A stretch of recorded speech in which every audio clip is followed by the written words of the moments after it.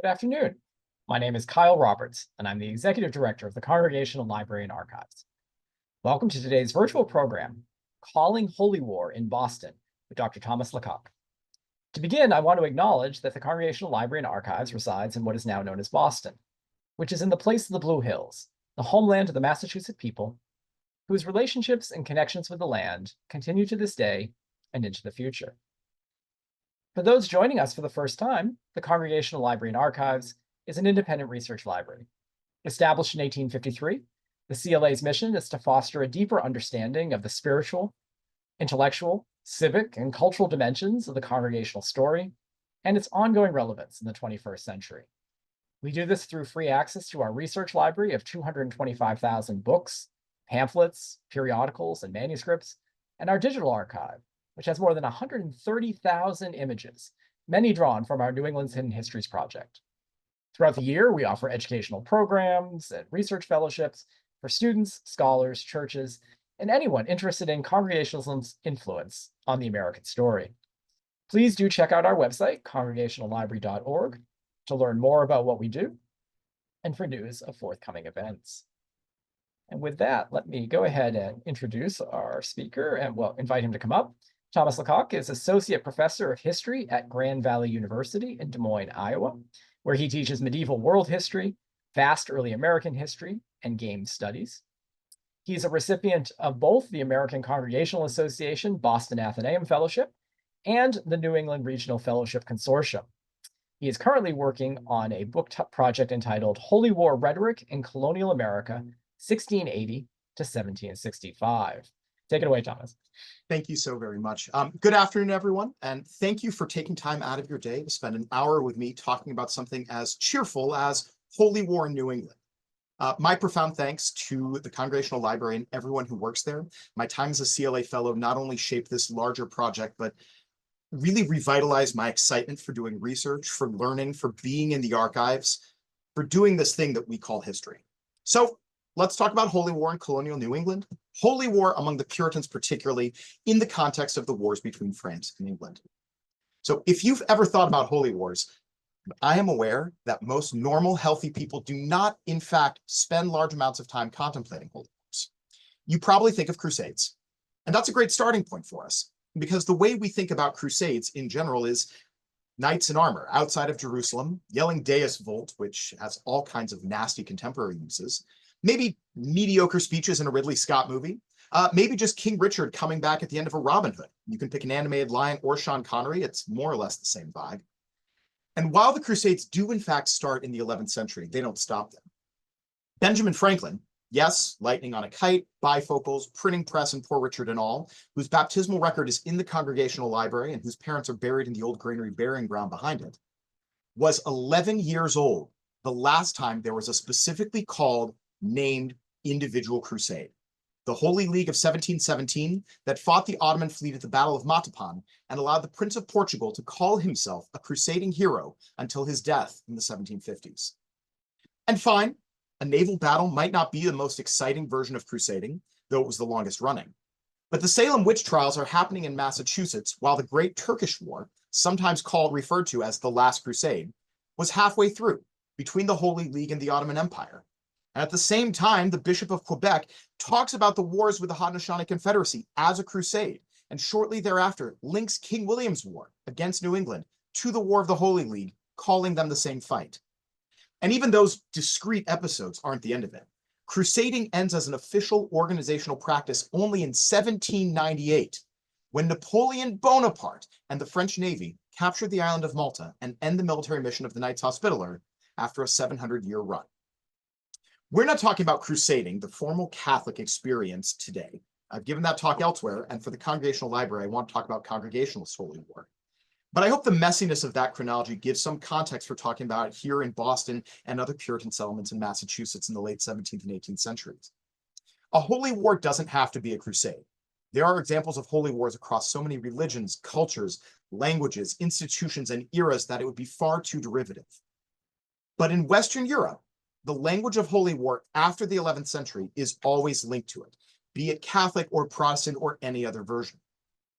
William Hobby, pastor of the church in Reading, gave a sermon to the Ancient Honorable Artillery Company at Boston on June 1st, 1747, that does what I think is one of the better jobs of showing this. In it, he writes that, "My fathers and brethren, whom you have pressed into your service on the like occasions, have in a manner searched out every suitable subject and exhausted it. They have pointed you to the dreadful origins of war, far more dreadful than all the artillery of the warrior.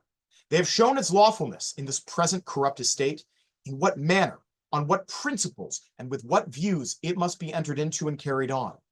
They have also sanctified your arms and engaged you in a holy war, have displayed the Christian banner, entered your names on Christ's muster roll, furnished you with arms and showed you your strength, sounded the trumpet, mustered your forces, and marshaled them under the command of Jehovah, the Lord of hosts. They have led forth the armies of the living God, animating you to battle with the example of renowned heroes, men of war, and led you on to victory in the prospect of those divine honors that are the reward of conquest, placing you on the throne of Christ, even as he also, having overcome, is sit down with his Father on his throne." This is in the context of the tail end of what we call King George's War, the war between England and France and North America during the broader War of Austrian Succession in Europe. But that opening line that previous generations of preachers to the artillery company have over and over again engaged you in a holy war, it's pretty important. He's also very, very clear that what they are doing is fundamentally different from what the Catholics do, that the true religion regulates our courage, and that the holy war is only a defense of their religion, not an attack on the religion of others. You'll excuse me if I find the rhetorical flourish there amusing, given the entire history of how Puritans engage with native religious practices, Catholicism, or even Protestants who disagree with the theological beliefs, structures, and practices of the dominant body of the Massachusetts Bay Colony. I'm sure Roger Williams or Anne Hutchinson would be equally amused. But Hobby is using this specifically in the context of discussing what separates his vision of the Holy War from the Crusades. Religion allows us to defend our own rights, but not to invade those of others. It will justify us in fighting for our religion, but not in fighting against the religion of others, though it be ever so false. In taking up the cross, but no crusades. This is Christian, that anti-Christian. A holy war, in a Rhomish sense, is but a bastard begot by the devil upon lust and cruelty. And that last line is perhaps my favorite quotation from all the materials I've worked with on this project so far, and I think the most helpful guide for it. It's not a crusade when we do it, it's the true holy war. Okay, so holy war, let's jump back to the beginning. Let's jump back almost a century from that talk to Woburn, Massachusetts, and one of the first Puritan histories of New England, Edward Johnson's Wonder-Working Providence of Science Savior in New England. Published in 1654 in London, and not coincidentally during the Protectorate of Oliver Cromwell, it opens with all of the elements of Hobby's ideas a century later. Johnson writes, "When England began to decline in religion, like lukewarm Laodicea, and instead of purging out popery, a further compliance was sought not only in vain idolatrous ceremonies, but also in profaning the Sabbath, and by proclamation throughout their parish churches, exasperating lewd and profane persons to celebrate a Sabbath like the heathen to Venus, Bacchus, and Ceres, insomuch that the multitude of irreligious, lascivious, and popish affected persons spread the whole land like grasshoppers. In this very time, Christ, the glorious King of his churches, raises an army out of our English nation for freeing his people from their long servitude under usurping prelacy. And because every corner of England was filled with the fury of malignant adversaries, Christ creates a new England to muster up the first of his forces in, whose low condition, little number, and remoteness of place made these adversaries triumph, despising this day of small things, but in this height of their pride, the Lord Christ brought sudden and unexpected destruction upon them. Thus have you a touch of the time when this work began." This is the Puritan vision of why Massachusetts Bay Colony had to be settled, because England had descended into idolatry, connecting the Church of England to Catholicism, a thing that comes back in the Revolution. Like a plague of locusts, an apocalyptic rhetoric that will return in all of these texts. And that as a result, Christ raised up the Puritans as an army to free the English and created New England as a bastion for them. This is an awful lot of pressure to put on Massachusetts, but it's an idea that holds true for a while. And Johnson does not mean this solely as a city on a hill like Winthrop. This is not about being an example. This is about building a fortress for the militant work to come. As he writes, and all you who are or shall be shipped for this work, think it not enough that you enjoy the truth, but you must hate every false way and know you are called to be faithful soldiers of Christ, not only to assist in building up his churches, but in also pulling down the kingdom of Antichrist. Then sure you are not set up for tolerating times, nor shall any of you be content with this, that you are set at liberty.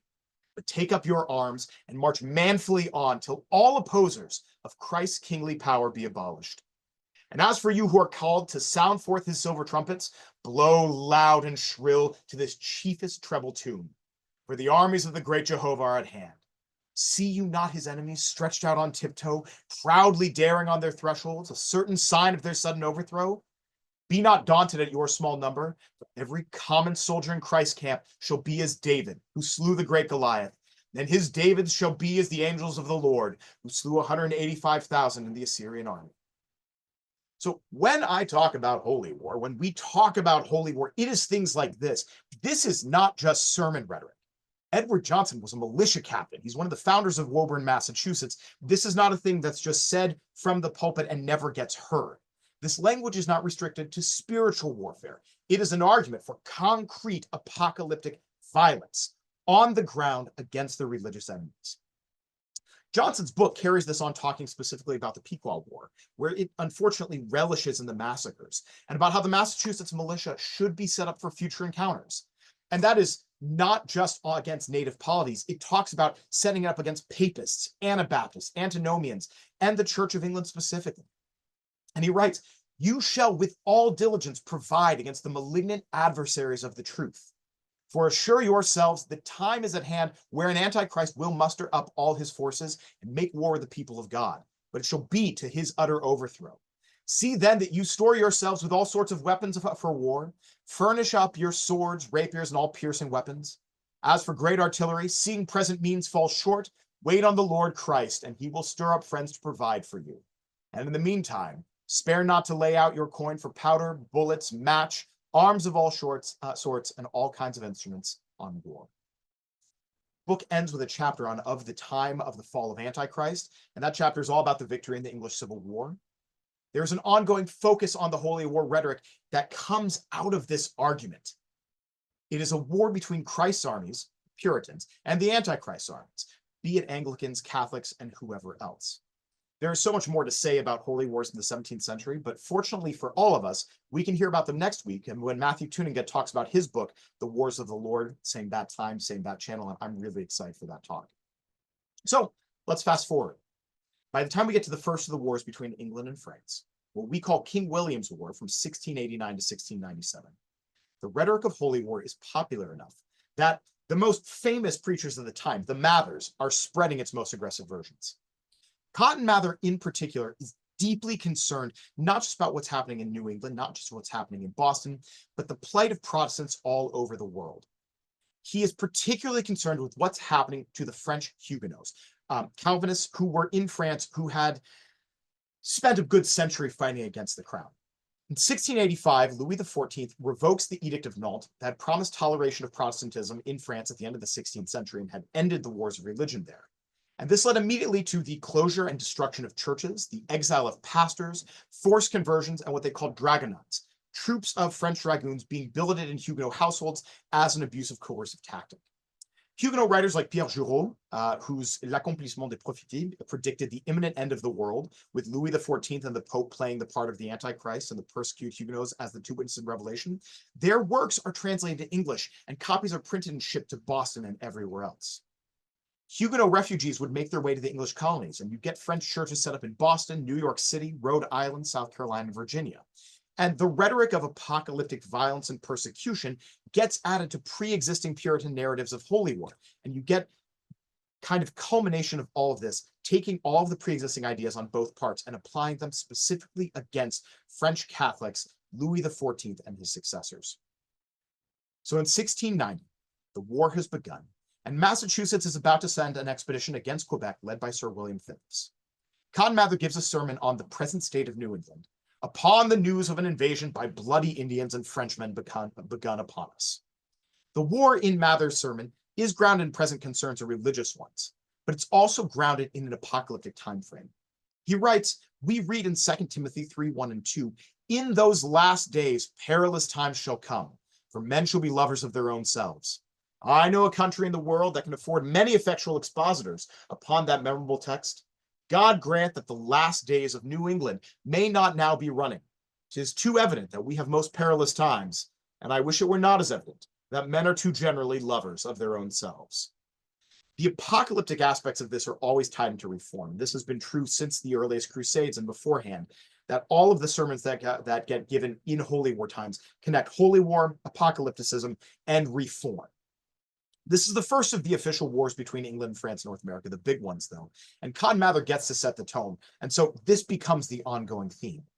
In this sermon, he says, "'Tis you that brings whole armies of Indians and Gallic bloodhounds in upon us. 'Tis you that clog all our counsels with such delay and slowness as terrifies us in our most rational expectations. You are perhaps the most queremonious and outrageous of all people in your discontents. Why, but your unsubdued sins are those which breed all of our discontents." The result of the sins of Boston, and this is again 1690, the sins of Boston is an interesting discussion. This is why God has to send enemies to oppress them. It's a tool of correction. Wherefore he has now come forth against us with an axe, a French axe, accompanied with Indian hatchets, and our very root is likely to receive the strokes thereof. Now, this chastisement is not necessarily seen as a bad thing, right? This is about making progress towards the glorious end of days. As Mather says, if heaven will rejoice at the destruction of Antichrist, it will also rejoice at the deliverance of New England, which, though it be in the same latitude with Italy, is yet among the sincerest of its antipodes. So the solution to all of this crisis is a war, a glorious war, a holy war. As Phipps mustered his expedition, Cotton Mather said, even so, who is for Jesus against Satan? Who is for the true Christian Protestant religion against popery and paganism? You must now venture for one of those.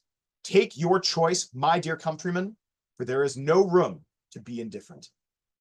The Phipps expedition to take Quebec, however much it was backed by prayer and a fleet and the best hopes of righteous sacral violence, fails cataclysmically.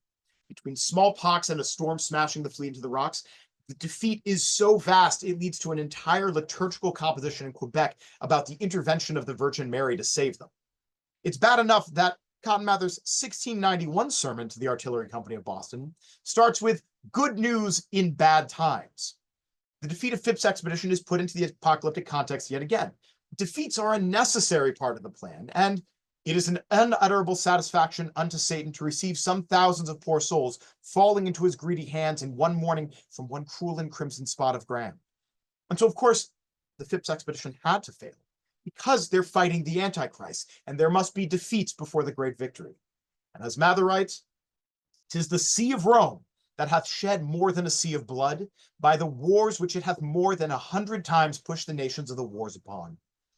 We see a horrible beast portrayed in Revelation 13:7, and it is added, it was given unto him to make war with the saints and to overcome them. The blessed Waldensians of old made that scripture their support when the popish, horrid, infamous crusades were published against them. A great part of the war in the world is but for the persecution of them that own the truth and ways of the Lord Jesus Christ.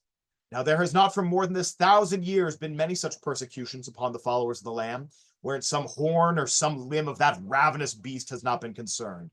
The most of the swords and spears in the world have been hammered out of those hellish keys, which the Pope carries in his hands." New England has lost the battle. That's okay, because of course, eventually they will win the war. And when Sir William Phipps died, Cotton Mather's biography of him, published in 1697, right before King William's War ended, justified the attempt even in failure.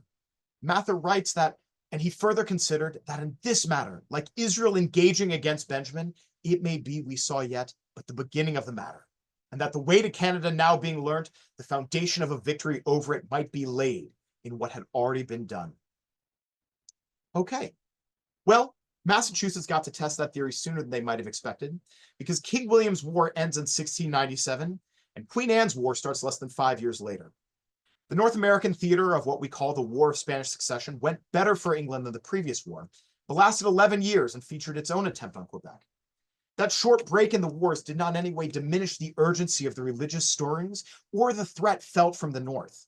This is, after all, the war we largely remember for the 1704 Deerfield raid, and I'm excited. I get to go to historic Deerfield for the first time in a couple of weeks. And the fear of English colonists on the frontier never actually dissipates, not even from just King William's War, from King Philip's War onwards. Major expeditions were sent north to invade Canada, starting with assaults on Port Royal and Acadia. This leads me to one of my favorite volumes in the Congregational Library, a copy of the English translation of Pierre Juro's The Accomplishment of the Scriptures Prophecy. Now, this book, well-known, widespread, translated into English, carried to England very quickly. But what makes this book exciting for me is that it is a book who we know who owns it. It's John Bernard, pastor of the Old North Church of Marblehead, Massachusetts. He writes John Bernard, book 1705 in the front. And he clearly uses it, right? The thing about having your access to a physical book is not just for the text, it's that you can see how people engage with it. He marks sections throughout the text. And on the back pages, even more excitingly, he attempts to fix Juro's calculations of when the world would end. He has a number of separate numerological arguments, but seems to come to the conclusion that the year 1716 begins the fall of the papacy, that is, and the second coming will occur in 1791. Now, we cannot say for certain all the marks are from 1705, of course. That's when he buys the book. But in 1707, he's an army chaplain in Queen Anne's War and participates in the Port Royal campaign in Nova Scotia. Becomes the minister at Old North in 1715. He's invited to be an army chaplain again in 1745 during King George's War, but his congregation convinces him not to go on account of his age. And at the end of his life, he publishes a text in 1770 entitled The Religion of Antichrist, or Notes on the Book of the Revelation of John, about apocalyptic time and when the world would end. This is not some short-term worldview. This is something he spends his life on, spanning the 18th century, thinking about. And he is not the only one talking about the end of the world in the context of the wars against New France. Increase Mather, Cotton's father, said as much in 1708, talking about the war and all of the other contexts of kind of world events. Discussing Second Thessalonians in a sermon entitled The Dissertation, wherein the strange doctrine lately published in a sermon, that's a very long title, I'm going to call it just The Dissertation. He writes about how the man of sin has been in a consumption almost these 200 years, since Protestants finally emerged to say the Pope is the Antichrist. And in the context of the war in 1708, the elder Mather was certain that the works of God at this day declare that his name is near. It's not just the war, though he again writes, is there not a storm amongst the European nations? The sea and waves thereof roaring so loud that we in America, 3,000 miles distant, are amazed with the noise they make. It's also the earthquakes, which he says are sometimes prognosticants of state quakes, kingdom quakes, nation quakes. Historians speak of a universal earthquake perceived in all parts of the known world, the like never sampled in any age, which happened at the death of Julian, the last heathen emperor of Rome, after which were great commotions and devastations throughout the empire. He references Revelations 8:5 and Luke 21:11 before talking about earthquakes in Jamaica, in Lima, in Naples, in Smyrna and Turkey, the vast deaths of so many. How many cities and thousands of souls have the earthquakes swallowed up within these few years? The Lord's wondrous works show that his name is come near to Babylon. He has shaken terribly the earth in one of the territories thereof, and I am persuaded it is portentous that ere long the voice of the angel will be heard saying, Babylon is fallen, is fallen. Babylon is fallen? Well, he could hope. Because once again, the French and the papacy play out the role of Antichrist, with Louis XIV in the role of the French Diocletian. He references the same idea of Huguenots as the witnesses of Pierre Jureau, talking about how towards the end of the sixth trumpet, there is the sad slaughter of the witnesses. There are that now make it a question, is the last slaughter of the witnesses past or future? I will freely declare my own thoughts to you concerning it. I hope there will be no more a general slaughter of them. It seems to me that the Lord, by wondrous works, has in diverse lands as a first fruits begun their resurrection. Yea, and into those Protestants of Great Britain who have witnessed against the remainders of popery, great troubles are to be expected in the world by wars and other tremendous judgments of God. There is a scripture in Daniel yet to be fulfilled, namely that in Daniel 12:1, where it is said, there shall be such a time of trouble as never was since there was a nation, to that same time. And at that time thy people shall be delivered. The third trumpet is yet to sound, and it will sound quickly, and the clangor of it will be terrible over all the earth. This is again Increase Mather talking about the hopeful apocalypse, that the dream of the victory of Christianity, Reformed Christianity that is, will be over the forces of Antichrist, but one with great cost. So the attempt to win the apocalypse in North America, again, becomes an attempt to seize Quebec from the French. The Walker expedition of 1711 is a disaster of the same proportions as the attempt in 1690. And it's for the same causes. It is weather, it is shipwrecks, it is cannons all around Quebec. It is such a great victory for the French that it leads to the permanent enshrining of the feast day of Notre Dame de Victoire in Quebec in celebration. And in Boston, Increase Mather would tie the failure to all the usual suspects. It is drinking, it is gambling, it is working on the Sabbath, it is the general moral degradation of the people. The failure of the Walker expedition is tied to great fires in Boston. That is part of this judgment. And this comes upon us immediately on the back of another judgment as to the present appearance 7 times greater than any that ever befell New England. I intend the blast of God, which has been upon the late expedition against our Canadian enemies. So you have a break in the wars for a little while. The wars and the world don't end at the end of Queen Anne's War. And 30 years later, when King George's War began, the sermons continued. I referenced William Hobby's artillery sermon at the beginning, and I'd love to talk more about the sermons of that war, but unfortunately, I am long-winded and I've eaten up enough time that I'd like to move on to the 7 Years' War, the so-called French and Indian War.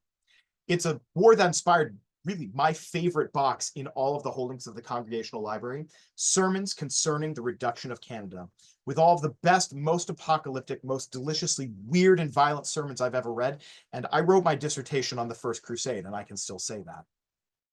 The sermons preached by the British on the lead up to the fall of Quebec and after are legion. On the final waves of assault toward Quebec in 1758, among the manuscript sermons in the library, is one from Aaron Hutchinson of Grafton, Massachusetts, on Deuteronomy 31:6. Be strong and courageous. Do not be afraid or terrified because of them, for the Lord your God goes with you. He will never leave you nor forsake you. That sermon makes clear that this is all the French's fault, that they're at war, that they issue out of strongholds and ravage the border of a country. It reminds the militia of New England that when a people go forth to war, it is of utmost importance for them to comport with God in their camps. And it ends with prayer. May the God of the armies of Israel be your shield and protector. Amen.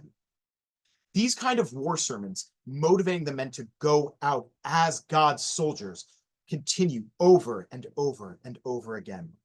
Thaddeus McCarty's The Advice of Job to the host of Israel going forth to war, consider and urged, given in Worcester in April 1759, says that, and now, when the cities of our God are at any time in danger from his and his people's enemies, and it is necessary to draw the sword upon them, ought not those who have it put into their hands to wield it vigorously and dexterously, to destroy them if they cannot restrain them?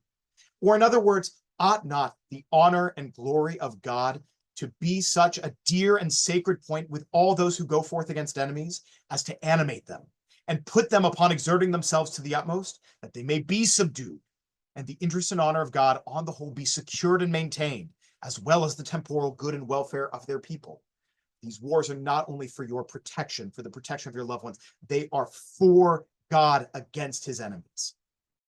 After the capture of Quebec, Nathaniel Appleton, in his 1760 sermon, a sermon preached October 9th, being a day of public thanksgiving, occasioned by the surrender of Montreal and all Canada, used Revelations 15:3 and 4 as his starting point. The French are made out to be more than political enemies. They are the enemy, with a capital E. Thus, we may consider our French neighbors at Canada to be anti-Christian, for they, in their professed principles of religion, are of the Church of Rome, which we Protestants maintain to be antichrist. And having so much of the ignorance and so many of the errors and corruptions of the heathen, they may very well, according to the apocalyptic style, be called the image of the beast, against which the judgments of God are threatened, and upon whom it is judged that the vials of God's wrath in the hands of the 7 angels were to be poured forth. And he goes on to connect the victory they achieved, not only to the final victory, good against evil, but also connecting it to the failures of the wars beforehand. These are glorious times which our fathers desired to see, but could not see them. They were sorely afflicted with the Canadians of their day, and they once and again attempted the taking of that country. First in the year 1690, only with the forces we could raise among ourselves. Afterwards, in the year 1711, assisted by a powerful fleet and well-disciplined troops from home. But in both these expeditions, they were defeated and came off with great loss and damage. And this glorious conquest has been reserved for our day. Praises have been waiting for God upon this account to this day. Now let the vow be performed. Now, if ever, we may sing the song of Moses to the honor of God and of the Lamb. It is literally a box of these sermons. And if you ever have a chance to go work at the Congregational Library in Boston, that box of sermons is my favorite thing to browse.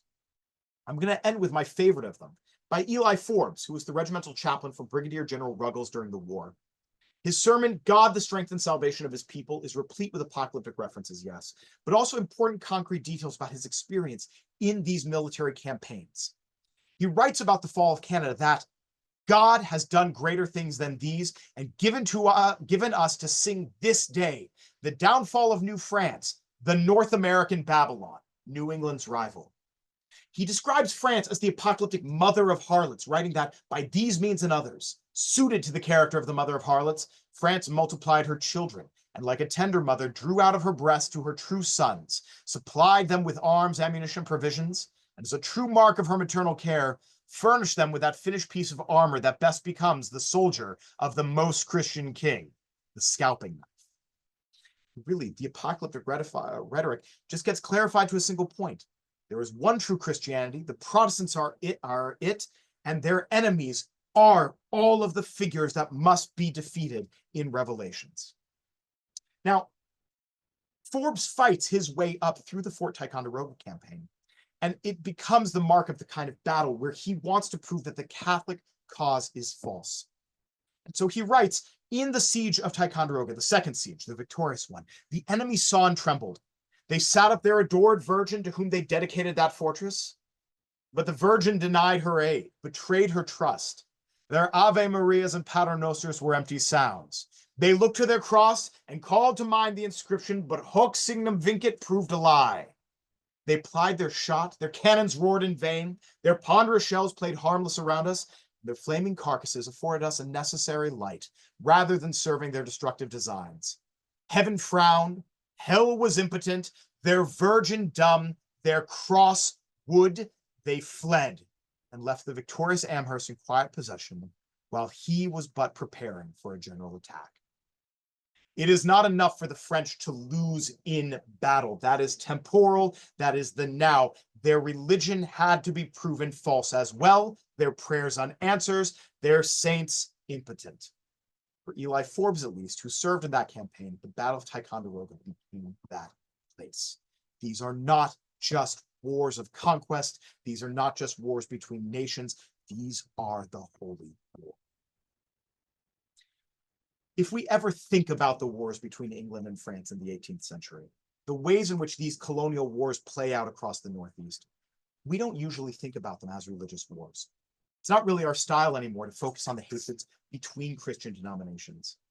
And it's not our style to contemplate the 18th century as one of crusades. We talk about it as the century of the Enlightenment, after all, and the birth of America. We want that to be a time of rationality and reason. But it is one of crusading, of holy wars, of sacred violence. And if in 1760 young pastors around Boston are still preaching about holy war against the French, well, 16 years later, those same people are at the pulpit, and that rhetoric is being applied against the British crown.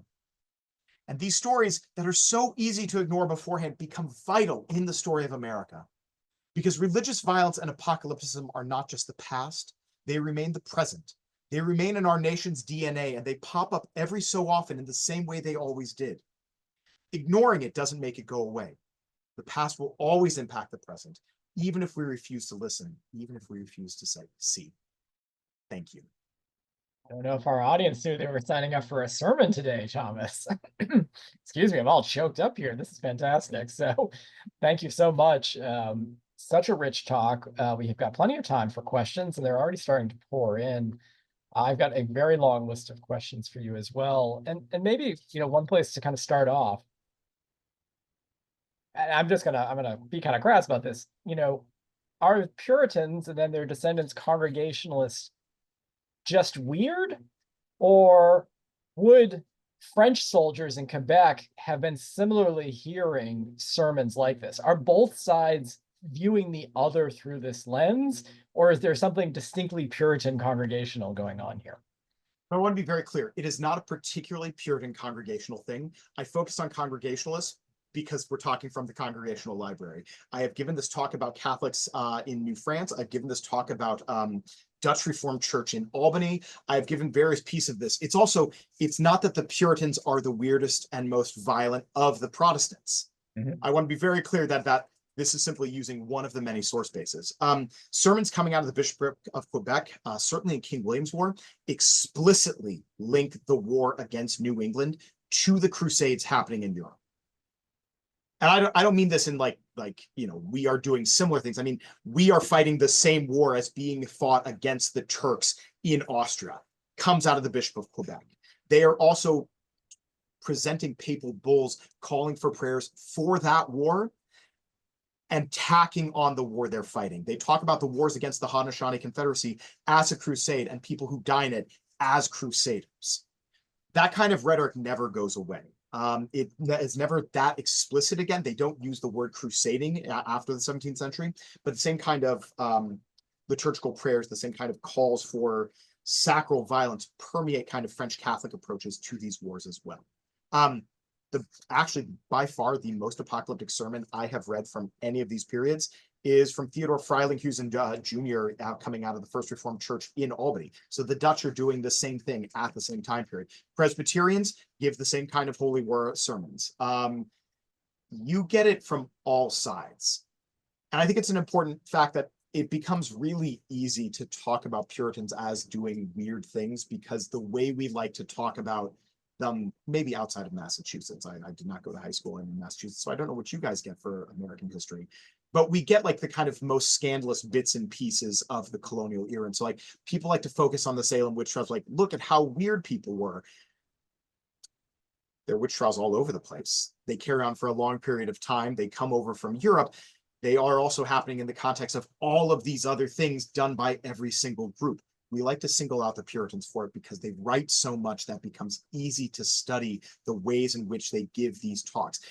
You guys have quite literally preserved enough documentation by yourselves that you can write about Congregationalist Holy War so easily. But it's every flavor and denomination of Christianity coming out of Western Europe is doing the same kind of talks at the same time period. Fantastic. Well, I'm glad to know we're not alone in this. I think that's, it's a really important way of kind of understanding the context. And, I'll go to the first question here. Maybe it throws those who refuse to engage in this rhetoric even more into light. So Max Grant, our board chair, asks, other than someone like Roger Williams, are there other Puritan voices who are reluctant or even resistant to this Holy War rhetoric or this Holy War thinking? Yes, so that's an important point. I never want to make the claim that this is universal, that everyone is falling into this trap. And that has always been true about calls for holy war.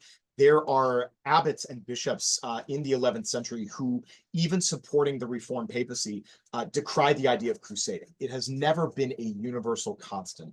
The thing is that we don't see a lot of specific calls against religious violence coming out of Congregationalist churches. We just have people who don't use it. And I think that's an important distinction. It is not that everyone is giving a holy war sermon every single year of the war, as I especially like browsing through manuscript sermons. And in those, you find numerous people who are writing in the midst of these wars who don't mention the war, or if they do, are not engaging in kind of a rhetoric of religious violence. It might simply be prayers for the soldiers and then moving on to broader concerns. At the same time, I think we feel it's fairly normative to not engage in holy war, but it's also equally normative for it to be happening. So it's not universal, it's not everyone, but when so many of your kind of leading theologians are engaging with it, when so many of these sermons get printed afterwards, it's an important component to the kind of zeitgeist of the time. That nicely dovetails to an anonymous question here, which is, do you see a difference between manuscript and printed sermons in their embrace of this language? So there are two parts of this. I very much assumed that I'd find a huge dichotomy. And one of the things I found is actually a lot more of the printed sermons engage in holy war rhetoric compared to manuscript sermons than I expected. Hmm. And there's something really interesting about that, because that means that there is an institutional backing for it, a kind of financial backing, but also a belief that people would want to read this, that people would be willing to spend money to acquire copies of this and read them. And one of the nice things about the collection of sermons is that these were owned by people across walks of life, different time periods, different genders. These are widespread. But I will say that one of my favorite things that I've done while working at the Congregational Library is that I have browsed all of the boxes of manuscript sermons. And one of the things I found is actually, it is not just the published material that has this. The number of manuscript sermons during these wars that have mentions of the war, that engage in holy war rhetoric, is actually surprisingly larger than I thought it would be. So it seems to be both, right? People are writing this in manuscript sermons that get performed, if you will, at church and then don't get published. But also there is a huge industry of publishing these kinds of militant sermons. And that is, again, not just out of Boston. This is true in New York. This is true across the colonies. And the more time I spend with manuscript sermons, the more I find references to events that actually don't make into publications. One of them is that before officially King George's War kicks off in the colonies, the Battle of Dunningen, the last time a British monarch leads the army into battle, I don't find a lot of printed sermons about published sermons about this. I have found a remarkable number of manuscript sermons that mention it, though. We are coming up against this a lot in our new exhibit on the American Revolution, and in the kind of recognition that the manuscript sermons, which haven't been digitized, much of what you work with wasn't cataloged, is not cataloged. You know, you as a research fellow who comes and makes a commitment to working with our collections for an extended period of time can have the luxury of going through these and really helping us understand. But, you know, when you write the history from what's available through the digitized means, you know, through printed stuff, it can end up being a slightly different history. So great question here from Stephen Beck. You know, you've given us several different wars in which we have this rhetoric and this belief structure. And I guess I stopped myself. I don't want to just call it rhetoric because it's more than that. Do you find that the content of the sermons is changing over the course of the war? Did the experience of war or combat maybe moderate the rhetoric at all? Oh, you're excited for that one. And was there any difference between chaplains compared to ministers who stayed home? So yeah, first of all, I'm going to answer the second part. Yes, army chaplains, the rhetoric actually, it goes the inverse of what you'd expect. The experience of war heightens the rhetoric. It gets, I mean, I like to start with a good apocalyptic Cotton Mather quote, because who doesn't like a good apocalyptic Cotton Mather quote? But Cotton Mather is so tame compared to almost all of the sermons that are preached in 1760 and 1761. Over the course of these wars, the rhetoric of holy war and apocalypticism simply escalates, war after war after war. And by the time you get to the 7 Years' War, it starts off on a heightened apocalyptic ground that only builds with the kind of cataclysmic defeats of 1755, 1756. And by the time Quebec actually falls, it is, I mean, it is, it's the kind of frothing at the mouth apocalyptic language that would have gotten people excommunicated in the 11th century. I mean, the most incredible crusade sermons I've ever read come out of, you know, the English colonies in 1760. And that entire box is just full of these ones that people's rhetoric is so much more violent and concerned than it was, you know, in any of the previous wars. And I think there's something really important there, and that's a big part of the book project, is talking about the kind of escalation. It's why we start when we do, and it's why we choose to cut it off when we do. The people who serve in the war give even more apocalyptic sermons than the people who don't.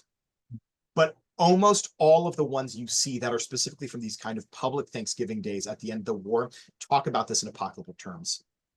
And the only difference is, what is the level of bloody detail that goes into the sermon? Did they serve in one of these campaigns and have specific concrete examples of the battles they witnessed?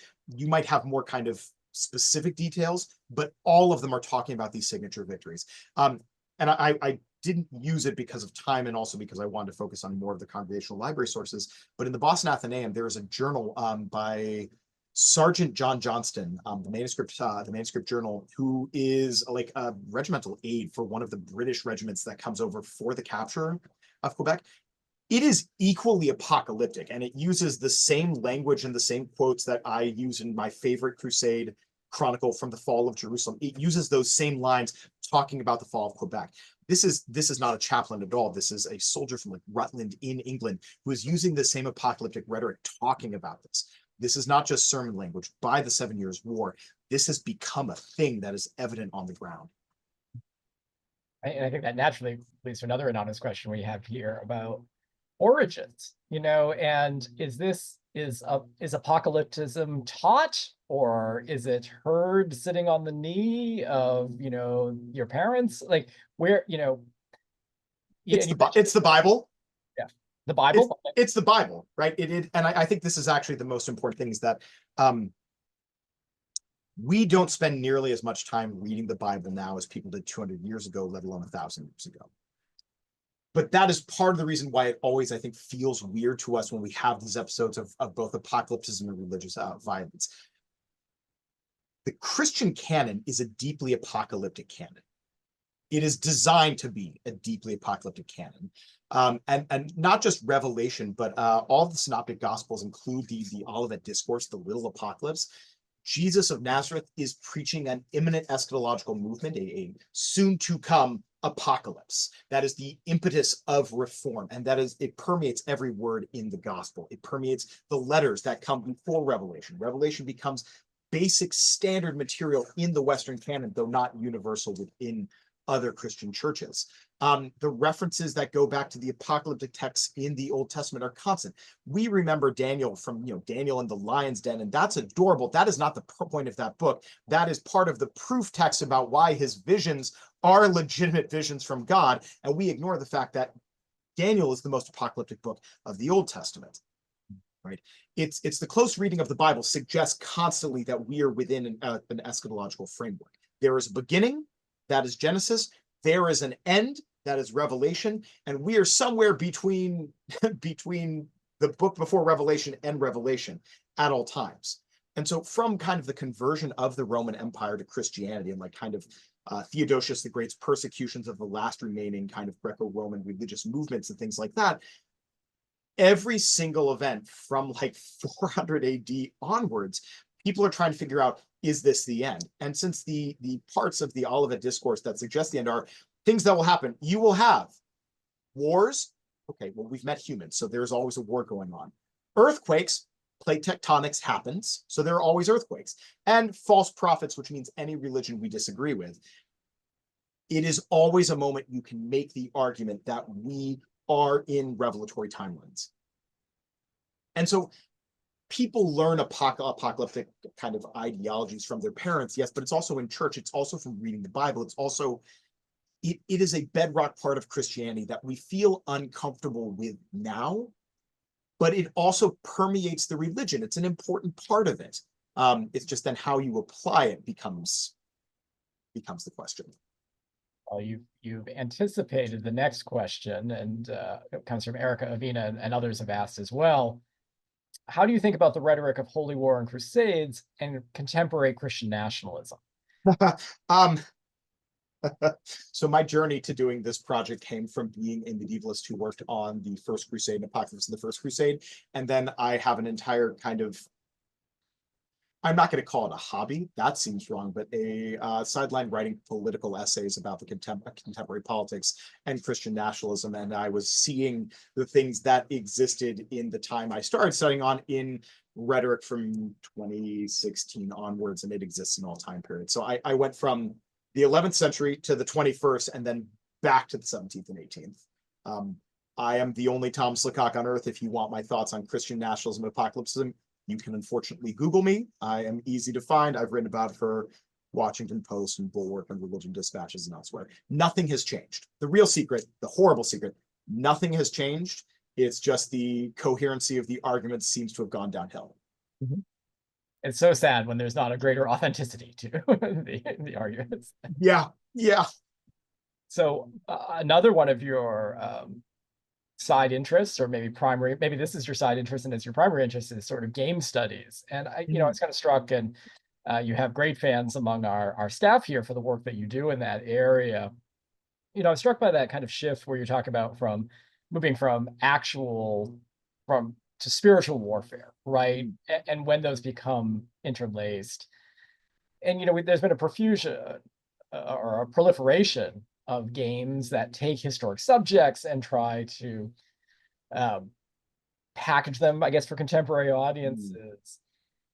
Are there examples where this kind of interface of the spiritual and the actual warfare are coming through in that realm? I guess, are we training those folks through gaming, I guess, to think about this? I'm not a gaming person, so that might be a completely dumb Yeah, but it is not a dumb question at all. I have written a couple pieces about the problem is that we like to divorce the importance of religion from video games, or we do it in the kind of weird fantasy Tolkien-esque kind of way. So I think part of the problem is that video games, more than anything, are trying to sell a product, right? No one, in the same way that like movies are not trying to make a perfect artifact about the past, video games aren't either. So they end up using kind of cultural tropes about the past to sell video games. And one of the things you discover by playing a lot of them is how public culture views certain topics. One of them is that we are still stuck in the idea that the 18th century is an era of deep-seated rationality, and that religion, if important at all, is only important so much that it divides up nations among each other. And I think that's really problematic because how we view the past and how the past actually exists are two separate things. But it's the weird part of kind of presentism as an argument is that we're always asking the questions of the past that are important to us now. So when we reflect back on the American Revolution, because of what year it is, that's a thing we're talking about a lot. We ask the kinds of questions that are about the America that we see now and what we want it to be. So the argument that it was always found on these kind of rationalistic lines that we're an Enlightenment era country kind of obfuscates all of the kind of the richness and importance of religion and religious kind of both discourse and discord that are part of the founding of this country, which is why I'm really excited to come to the library and see the exhibition next month. That's an important factor in it. Video games do the same thing. So if you're going to present the 18th century, we present it on these lines usually of kind of government interactions and taxes and things like that, which are important parts of the fabric of building the 18th century, sure. But the way we talk about religion gets weird because we view it in the Enlightenment as kind of like polar opposites that are clashing and the Enlightenment clearly wins. Well, it doesn't. Right? The Enlightenment doesn't win. We get straight into Romanticism. We could talk about that. 1755, the giant earthquake that destroys Lisbon, almost kills the Enlightenment as a concept because it leads to a religious revivalism about God's anger everywhere in Europe. That gets talked about in a ton of sermons in New England, in manuscript sermons especially. You guys also have a box of sermons about earthquakes, which is another great box if you make your way to the Congregational Library. So when you play video games that are set in this era, the thing that's always interesting for me is what they talk about and what they depict has very little to do with history. It has much more to do with kind of pop historiography. What do we think now that era looked like? And by we, I mean pop culture, not what did it actually look like. And the question I always ask is, what are we leaving out? Well, we know what your retirement project might be. So great question from Linda Knopper here. Says, has Thomas done any research on the Great Lakes Fox Wars and if there was a religious crusading component? That is a future project. I have looked at the. So I'm in Iowa. I live on unceded Meskwaki and Sauk lands, as well as that of the Bakojay people and the Seti-Sakoin.